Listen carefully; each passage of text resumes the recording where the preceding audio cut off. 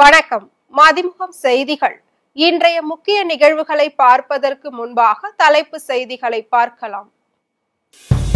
முதலமைச்சர் மு.க.ஸ்டாலின் தலைமையில் நடைபெற்ற திமுக மாவட்ட செயலாளர்கள் கூட்டம். வாக்கு திருட்டுக்கு கண்டனம் தெரிவித்து தீர்மானம் நிறைவேற்றம். செப்டம்பர் 23ஆம் தேதி பிரதமர் மோடி அமெரிக்கா பயணம். அதிபர் டிரம்பை சந்தித்து பேச்சுவார்த்தை நடத்த உள்ளதாக தகவல். திமுகவில் இணைந்தார் அதிமுக முன்னாள் எம்பி மைத்ரேயன். திமுக உறுப்பினர் அட்டையை வழங்கினார் முதலமைச்சர் மு.க.ஸ்டாலின்.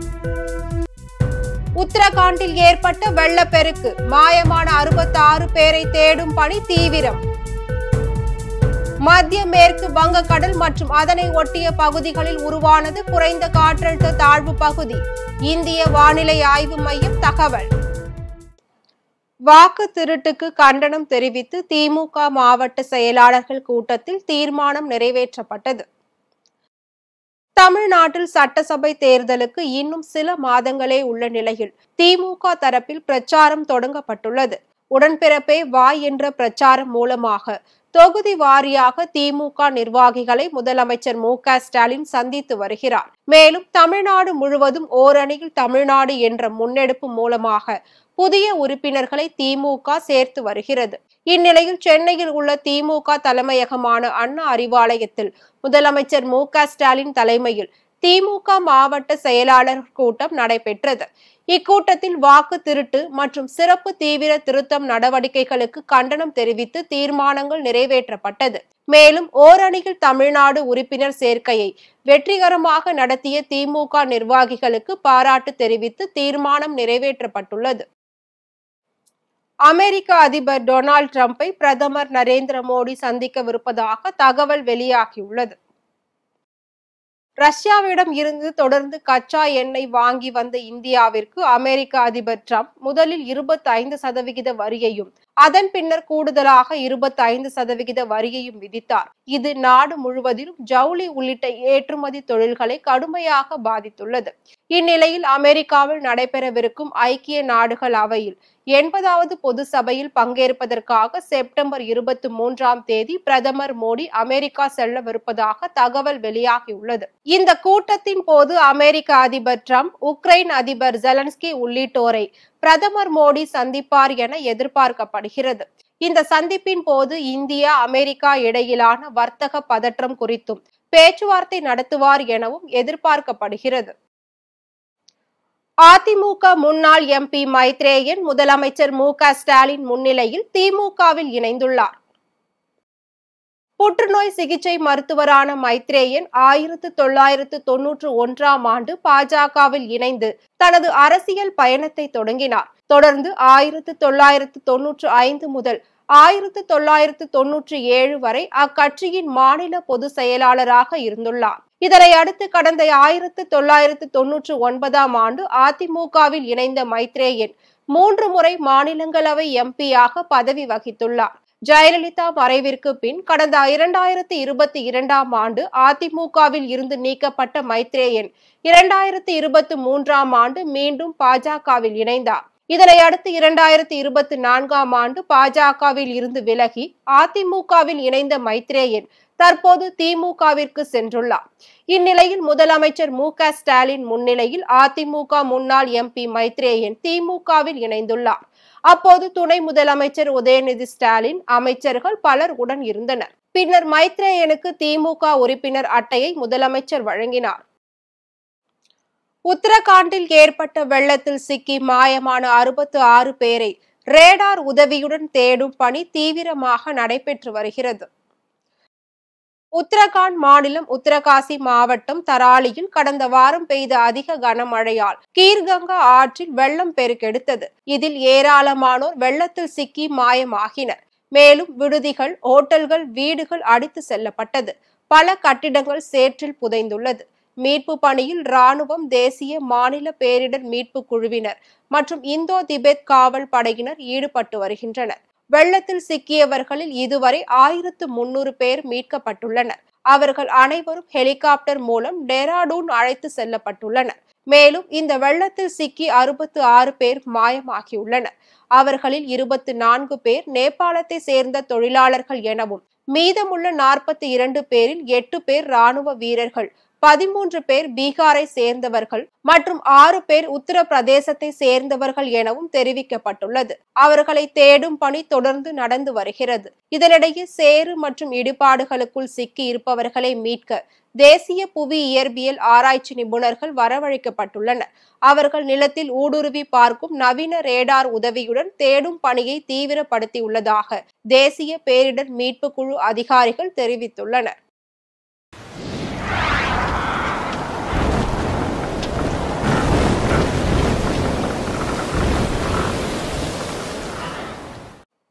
மத்திய மேற்கு வங்கக்கடல் மற்றும் அதனை ஒட்டிய பகுதிகளில் குறைந்த காற்றழுத்த தாழ்வு பகுதி உருவாகியுள்ளது. தமிழ்நாட்டில் ஆங்காங்கே வெப்பச்சலனத்தால் மழை பெய்து வருகிறது. அதன் தொடர்ச்சியாக அவ்வப்போது மழைக்கான சூழலும் உள்ளது. இந்நிலையில் மத்திய மேற்கு வங்கக்கடல் மற்றும் அதனை ஒட்டிய பகுதிகளில் குறைந்த காற்றழுத்த தாழ்வு பகுதி உருவாகியுள்ளது. இது அடுத்த 24 மணி நேரத்தில் மேற்கு வடமேற்கு திசையில் நகர்ந்து ஆழ்ந்த காற்றழுத்த தாழ்வு பகுதியாக வலுவடைய கூடும் என இந்திய வானிலை ஆய்வு மையம் அறிவித்துள்ளது. இந்த காற்றழுத்த தாழ்வு பகுதி வடக்கு ஆந்திரா, தெலுங்கானா வாயிலாக மராட்டியம் நோக்கி செல்கிறது எனவும் இந்த பகுதிகளில் மழைக்கு அதிக வாய்ப்புள்ளது எனவும் கூறப்பட்டுள்ளது. தமிழ்நாட்டில் கோவை மற்றும் நீலகிரி மாவட்டத்தில் கனமழைக்கு வாய்ப்புள்ளது எனவும் தெரிவிக்கப்பட்டுள்ளது. மேலும் வரும் 18ஆம் தேதி வரை வெப்பத்தின் தாக்கம் குறைந்திருக்கும் எனவும் அதன் பிறகு மீண்டும் வெப்பநிலை சற்று அதிகரிக்கும் எனவும் கூறப்பட்டுள்ளது. தங்கத்தின் விலை சவரனுக்கு 40 ரூபாய் குறைந்து 74,320 ரூபாய்க்கு விற்பனையாகிறது. தங்கத்தின் விலை தொடர்ந்து ஏற்ற இறக்கத்துடன் காணப்பட்டு வருகிறது. அதன்படி கடந்த 8ஆம் தேதி ஒரு சவரன் 75,000 தாண்டி விற்பனையானது. இதனைத் தொடர்ந்து தங்கம் விலை சற்று குறைய தொடங்கியுள்ளது. இந்நிலையில் தங்கம் விலை இன்றும் சற்று சரிந்துள்ளது. அதன்படி சென்னையில் 22 கேரட் ஆபரண தங்கத்தின் விலை கிராமிற்கு 5 ரூபாய் குறைந்து 9,290 ரூபாய்க்கு விற்பனையாகிறது. அதேபோல் சவரனுக்கு 40 ரூபாய் குறைந்து 74,320 ரூபாய்க்கு விற்பனை செய்யப்படுகிறது. இந்நிலையில் வெள்ளி விலையில் எவ்வித மாற்றமும் இன்றி 1 கிராம் வெள்ளியின் விலை 126 ரூபாய்க்கும் 1 கிலோ வெள்ளியின் விலை 1,26,000 ரூபாய்க்கும் விற்பனை செய்யப்படுகிறது. டிஎன்பிஎஸ்சி குரூப் 2 2A தேர்வுக்கு விண்ணப்பிக்க இன்று கடைசி நாள் என தெரிவிக்கப்பட்டுள்ளது.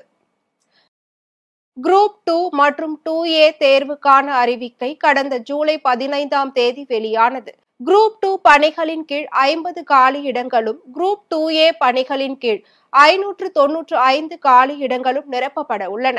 பல்கலைக்கழக மானிய குழுவால் அங்கீகரிக்கப்பட்ட கல்வி நிறுவனத்தில் ஏதேனும் பட்டம் பெற்றவர்கள் இதற்கு விண்ணப்பிக்கலாம் எனவும் ஒவ்வொரு பதவிக்குமான வயது வரம்பு, சம்பளம், நிபந்தனைகள், கூடுதல் தகுதிகள், ஆதார சான்றுகள் உடற்தகுதி தேர்வாணையத்தின் அறிவிக்கையில் தெளிவாக குறிப்பிடப்பட்டுள்ளன எனவும் தெரிவிக்கப்பட்டுள்ளது. இந்நிலையில் குரூப் 2 மற்றும் 2A தேர்வுக்கு இதுவரை 4.46 லட்சம் பேர் விண்ணப்பித்துள்ளதாக கூறப்படுகிறது. இதனிடையே குரூப் 2 2A தேர்வுக்கான முதல்நிலை தேர்வு செப்டம்பர் 28ஆம் தேதி நடைபெறுகிறது. இந்நிலையில் இந்த தேர்வுக்கு விண்ணப்பிக்க இன்றே கடைசி நாள் என்று தெரிவிக்கப்பட்டுள்ளது. நாமக்கல் மாவட்டம் நாமகிரிப்பேட்டை அருகே கல்லூரி மாணவிக்கு பாலியல் தொல்லை கொடுத்த காவல் சிறப்பு உதவி ஆய்வாளர் கைது செய்யப்பட்டார். நாமகிரிப்பேட்டை அடுத்த ஆயில்பட்டியை சேர்ந்தவர் மோகன். இவர் கொல்லிமலை வாழவந்தி நாட்டில் காவல் சிறப்பு உதவி ஆய்வாளராக பணிபுரிந்து வருகிறார். இவருக்கு திருமணமாக 2 மகன்கள் உள்ள நிலையில் பரமத்தி ரோட்டில் உள்ள காவலர் குடியிருப்பில் குடும்பத்தினருடன் வசித்து வருகிறார். இந்நிலையில் வாழவந்தி நாடு காவல் நிலையத்தில் உள்ள காவலர்களுக்கு கொல்லிமலையை சேர்ந்த ஒருவர் சமையல் செய்து கொடுத்து வருகிறார். அவரது 19 வயது மகள் திண்டுக்கல்லில் உள்ள தனியார் கல்லூரியில் படித்து வருகிறார். இதனிடையே கடந்த 6ஆம் தேதி திண்டுக்கல் செல்வதற்காக புறப்பட்ட கல்லூரி மாணவி மற்றும் அவரது தந்தை இருவரையும் சிறப்பு உதவி காவல் ஆய்வாளர் மோகன் தனது காரில் அழைத்து சென்றுள்ளார். அப்போது முள்ளுக்குறிச்சியில் மாணவியின் தந்தை காரில் இருந்து இறங்கியுள்ளார்.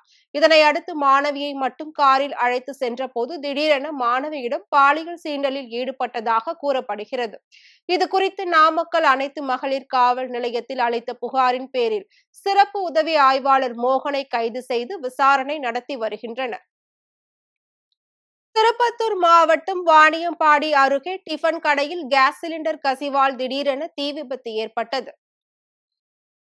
வாணியம்பாடி பஷீராபாத் பகுதியை சேர்ந்தவர் அப்ரோஸ்.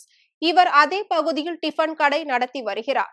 இந்நிலையில் வழக்கம் போல் டிபன் தயார் செய்து கொண்டிருந்த போது திடீரென சிலிண்டரில் இருந்து கேஸ் கசிவு ஏற்பட்டு தீ விபத்து ஏற்பட்டுள்ளது. தொடர்ந்து தீ மளமளவென பரவியதால் கடையில் உணவு சாப்பிட்டுக் கொண்டிருந்தவர்கள் உடனடியாக வெளியேறினர். இதனை அடுத்து கடையின் உரிமையாளர் அப்ரோஸ் மற்றும் கடையின் ஊழியர் அஸ்மத் ஆகியோர் விரைந்து செயல்பட்டு தண்ணீர் ஊற்றியும் ஈரமான கோணிப்பையை பயன்படுத்தியும் தீயை கட்டுப்படுத்தினர். இதனால் அப்பகுதியில் சிறிது நேரம் பரபரப்பு ஏற்பட்டது. அரியலூர் மாவட்ட காவல்துறையில் பொதுமக்களின் அவசர உதவிக்காக 4 புதிய வாகனங்கள் அர்ப்பணிக்கப்பட்டது. அரியலூர் மாவட்டத்தில் அவசர காவல் உதவிக்காக தொடர்பு கொள்ளும் பொதுமக்களின் வசதிக்காக 3 ஜீப் வாகனம் மற்றும் காவலர்கள் குழு பயணிக்கும் 1 வேன் உட்பட 4 வாகனங்களின் சேவையை மாவட்ட காவல் கண்காணிப்பாளர் விஸ்வேஷ் பா சாஸ்திரி துவக்கி வைத்தார்.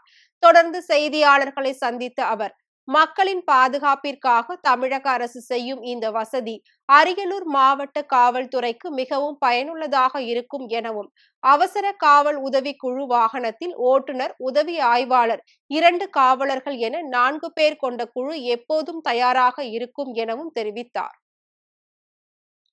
சென்னை OMR சாலையில் மது போதையில் நபர் ஒருவரை கத்தியால் வெட்டிய 17 வயது சிறார் உட்பட 3 பேர் கைது செய்யப்பட்டனர்.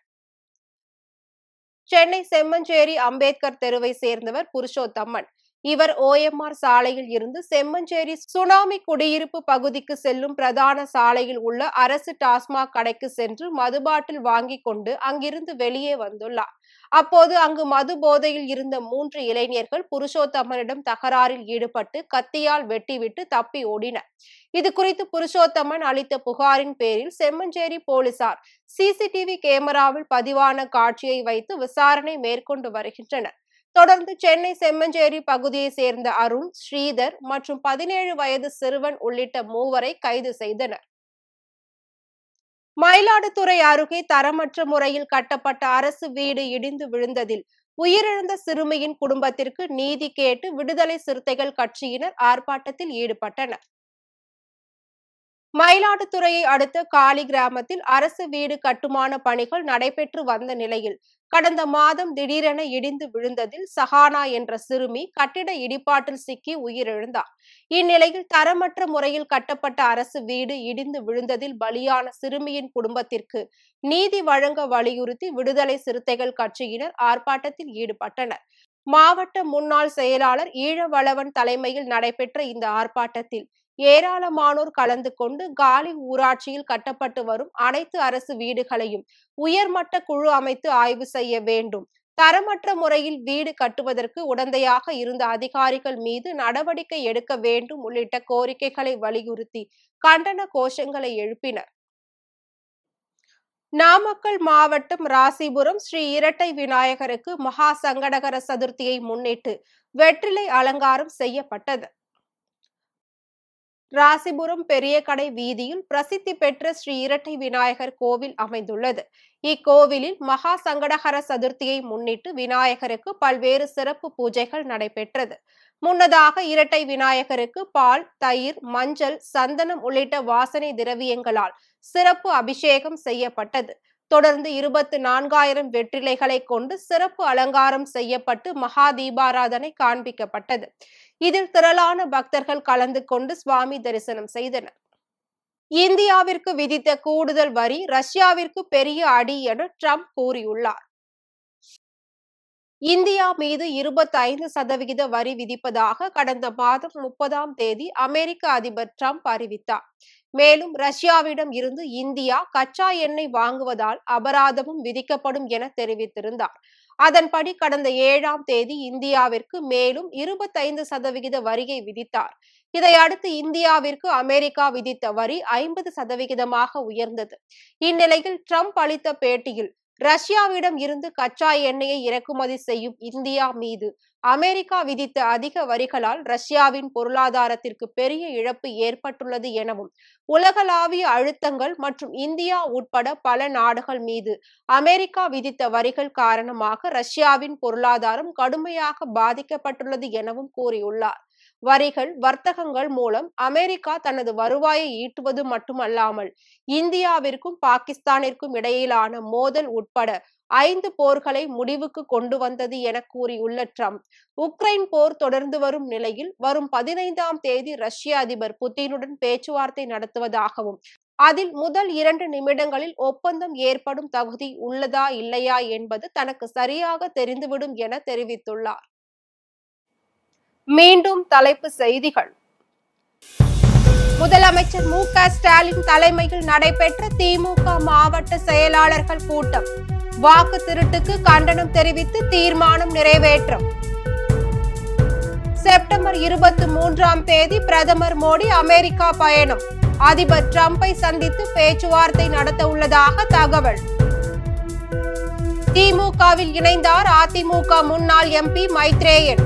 திமுக உறுப்பினர் அட்டையை வழங்கினார் முதலமைச்சர் மு.க. ஸ்டாலின். உத்தரகாண்டில் ஏற்பட்ட வெள்ளப்பெருக்கு. மாயமான 66 பேரை தேடும் பணி தீவிரம். மத்திய மேற்கு வங்கக்கடல் மற்றும் அதனை ஒட்டிய பகுதிகளில் உருவானது குறைந்த காற்றழுத்த தாழ்வு பகுதி. இந்திய வானிலை ஆய்வு மையம் தகவல். இத்துடன் செய்திகள் நிறைவடைந்தன. மீண்டும் செய்திகள் இரவு 8 மணிக்கு. மேலும் செய்திகளை தெரிந்து கொள்ள மதிமுகம் பிரைம் யூடியூப் தளத்தில் இணைந்திருங்கள்.